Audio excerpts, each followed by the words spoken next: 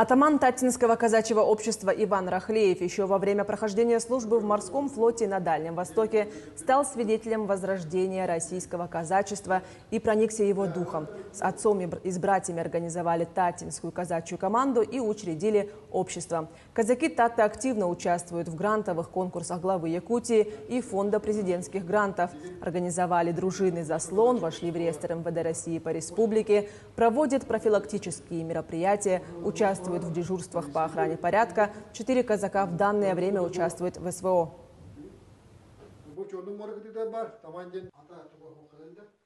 В 2020 году мы каждый год организовывали летний лагерь для детей «Роза ветров».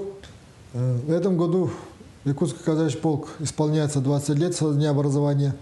И в июне месяце будет у нас юбилейное мероприятие в городе Якутске. Мы готовимся к этим мероприятиям.